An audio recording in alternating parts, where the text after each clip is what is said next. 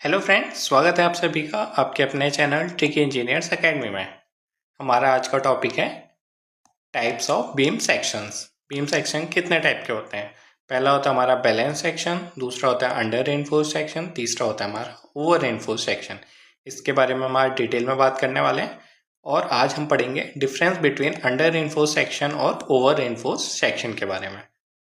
तो चलिए स्टार्ट करते हैं आज का टॉपिक। ये कोई हमारी बीम का क्रॉस सेक्शन दिया गया है जिसमें यहाँ पे क्या है, रेनफोर्समेंट प्रोवाइड की गई है। रेनफोर्समेंट जिसको हम आम भाषा में सरिया बोलते हैं। तो यहाँ से टॉप फाइबर से बॉटम फाइबर तक की, बीम के टॉप फाइबर से बीम के बॉटम फाइबर तक की डिस्टेंस को हम बोलते हैं टोटल डेप्थ, जिसको हम कैपिटल डी से डिनोट करते हैं। ये हो गई हमारी विड्थ ऑफ द बीम, जिसको हमने कैपिटल बी से डिनोट किया। और जो ये हमारी रेनफोर्समेंट है, इसके सीजी तक, टॉप फाइबर से रेनफोर्समेंट के सीजी तक की डिस्टेंस कहलाती है हमारी इफेक्टिव डेप्थ, जिसको हम स्मॉल डी से डिनोट करते हैं। ये सीजी, जैसे अगर रेनफोर्समेंट यहाँ भी प्रोवाइड की जाती है तो इन टोटल रेनफोर्समेंट का जो सीजी होता है यहाँ पे होता है, टोटल फाइबर से यहाँ तक की डिस्टेंस क्या कहलाती है, हमारी इफेक्टिव डेप्थ कहलाती।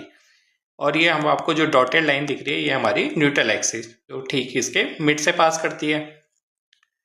अब हम बात करते हैं बैलेंस सेक्शन की। बैलेंस सेक्शन जो न्यूट्रल एक्सिस है, इससे ऊपर का जो जोन कहलाता है हमारा कंप्रेशन जोन कहलाता है, और न्यूट्रल एक्सिस के नीचे का जोन हमारा कहलाता है टेंशन जोन। जो टेंशन जोन है ये सीजी ऑफ द रेनफोर्समेंट तक ही होगा, ना कि टोटल यहाँ तक। ठीक है, ये आपको याद रखना है। अभी हम WSM की बात करेंगे ताकि हमारे लिए ये टॉपिक इजिली अंडरस्टैंडेबल हो। अभी हम स्ट्रेस की बात करेंगे क्योंकि WSM में अगर LSM की बात करते हैं तो वहाँ पे स्ट्रेन की बात होती। अगर हम एक्चुअल न्यूट्रल एक्सिस को यहाँ पे एक्सिस से और क्रिटिकल न्यूट्रल एक्सिस को एक्सिस से दिखा रहे हैं, वहाँ पे हम एक्सयू से दिखाते हैं इसको, एक्सी को एक्सियल लिमिटिंग से दिखाते। यहाँ पे भी स्ट्रेन की बात करते हैं हम।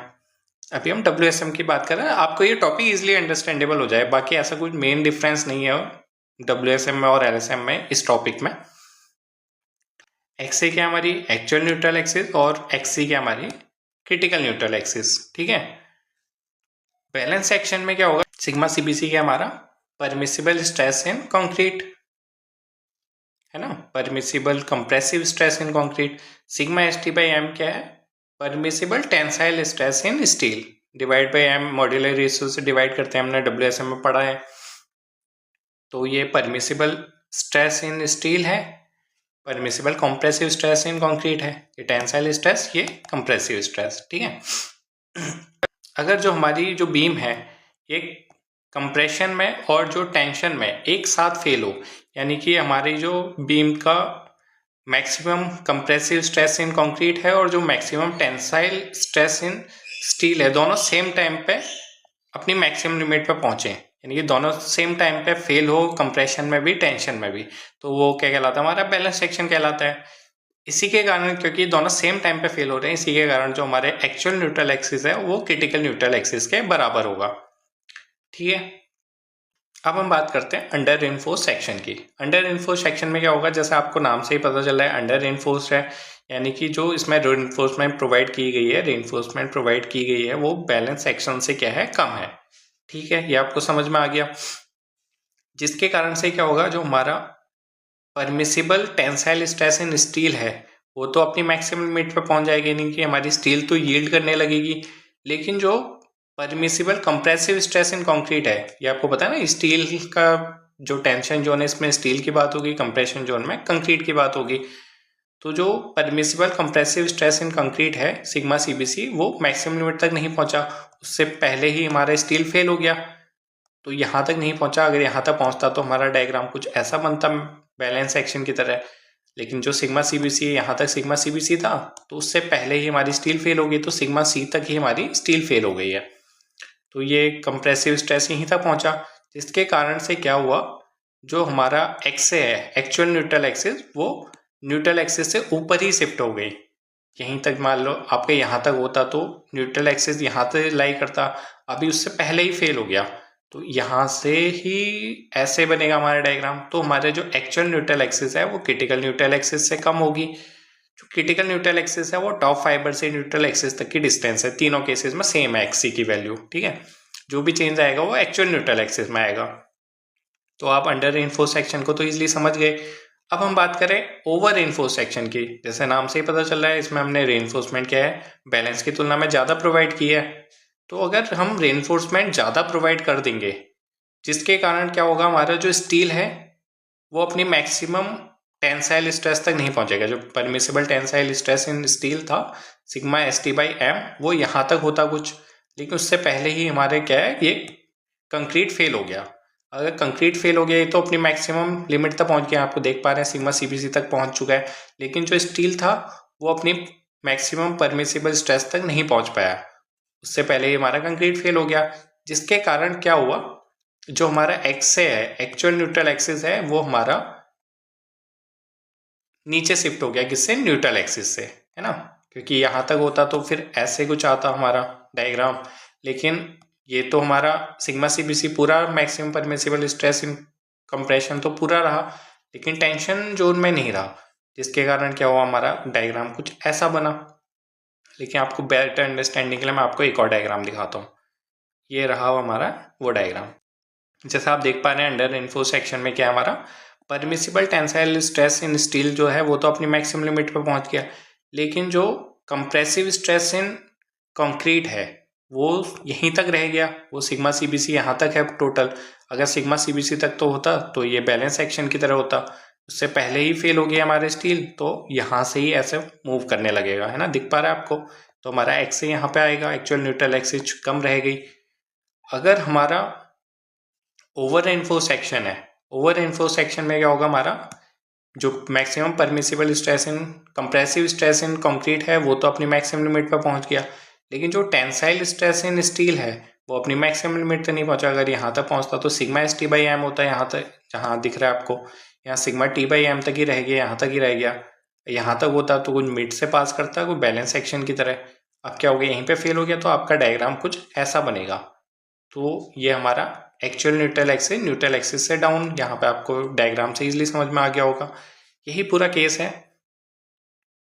बाकी इसमें क्या होता है, हम जो हमारा कोड प्रोवाइड करता है हमें, वो कहता है कि अंडर रेनफोर्स सेक्शन का ही हमें यूज़ करना चाहिए, क्योंकि ये इकोनॉमिकल रहता है। हम बैलेंस सेक्शन का भी यूज़ कर सकते हैं, लेकिन वो थोड़ा अनइकोनॉमिकल रह जाता है। ये इकोनॉमिकल रहता है। और हम ओवर रेनफोर्स सेक्शन का यूज़ क्यों नहीं करते हैं, क्योंकि हमारा ये क्या है, स्टील फेल हो रही है पहले। अगर स्टील पहले फेल होगी तो हमें वो वार्निंग देगी, मतलब पहले डिफ्लेक्शन आएगा या क्रैक आएगा, ऐसे अचानक से नहीं टूटेगा, यानी कि डक्टाइल फेलियर होगा। लेकिन ओवर एनफोर्स सेक्शन में क्या होगा, हमारा ब्रिटल फेलियर होगा, क्योंकि कंक्रीट पहले फेल हो जा रही है। आपको पता है कि कंक्रीट टेंशन में वीक होती है, तो वो ऐसे डिफ्लेक्शन कुछ नहीं होगा, डायरेक्टली फेल होगा, सडन फेलियर होगा।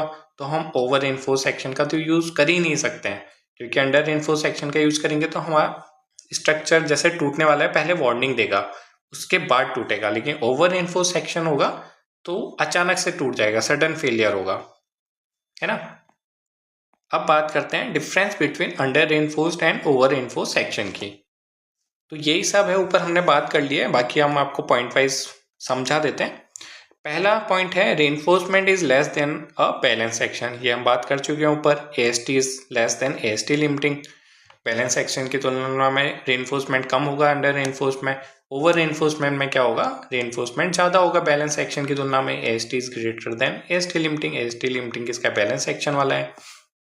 अगला पॉइंट है steel reaches its maximum permissible stress before concrete. हमने बात कर लिया ना, स्टील में जो अंडर रेनफोर्समेंट क्या होगा, मैक्सिमम परमिसिबल स्ट्रेस स्टील में पूरा पहुंच जाएगा, लेकिन कंक्रीट में पूरा नहीं पहुंचेगा। कंक्रीट से पहले ही स्टील में मैक्सिमम परमिसिबल टेंसाइल स्ट्रेस हो जाएगा।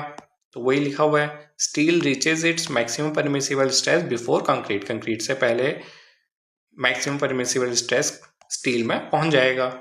अगर हम ओवर एनफोर्स सेक्शन की बात करें, concrete reaches its maximum permissible stress before steel. यहाँ पे क्या होगा, कंक्रीट अपने मैक्सिमम परमिसिबल स्ट्रेस में पहुंच जाएगी स्टील से। देख पा रहे हैं आप इस डायग्राम में जो परमिसिबल स्ट्रेस इन कंप्रेशन में है, ये पूरा पहुंच गया, लेकिन टेंशन में ये पूरा नहीं पहुंच पाया, वही लिखा हुआ है। अगली बात करें, the actual neutral axis less than the critical neutral axis. X से क्या, एक्सिस से छोटा है अंडर रेनफोर्स में। एक्स से क्या है, एक्सी से छोटा है, देख पा रहे हैं ना, एक्स से छोटा है, एक्सी यहाँ तक है। ओवर इन्फोर्समेंट में क्या है, एक्स से जो एक्चुअल न्यूट्रल एक्सिस है वो क्रिटिकल न्यूट्रल एक्सिस से बड़ी है, एक्स से बड़ा है। The actual neutral axis more than critical neutral axis, axis से बड़ा है। अगला है steel yield first causing significant deflection and cracking before failure, allowing time for evacuation। Steel पहले यील्ड कर रही है तो उसके कारण क्या होगा, डिफ्लेक्शन और क्रैक्स आएंगे फेलियर से पहले, जिसके कारण हमें इवैक्यूएशन का टाइम मिल जाएगा, हम अब स्ट्रक्चर को छोड़ के जा सकते हैं। यहाँ पे क्या होगा, ओवर इन्फोर्स सेक्शन में कंक्रीट क्रसेस, यानी कि कंक्रीट फेल हो जाएगा, अचानक से क्रश करेगा बिफोर द स्टील यील्ड कर ही नहीं पाएगी, causing sudden collapse with no warning. यहाँ पे कोई वार्निंग नहीं देगी, अचानक से कोलैप्स हो जाएगा, यानी कि ब्रिटल फेलियर होगा ओवर इन्फोर्स सेक्शन में। अंडर इन्फोर्स सेक्शन में क्या होगा, डक्टाइल फेलियर होगा। अगला पॉइंट है movement of resistance is less than that of balance section. जो मूवमेंट ऑफ रेजिस्टेंस है वो बैलेंस सेक्शन के बेंडिंग मूवमेंट या मूवमेंट ऑफ रेजिस्टेंस की तुलना में कम होगा। मूवमेंट ऑफ रेजिस्टेंस किसका, अंडर इन्फोर्स बीम का।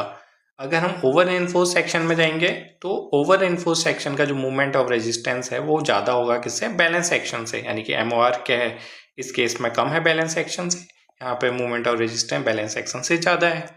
अगला है हमारा strain in steel is greater than that of in balance section.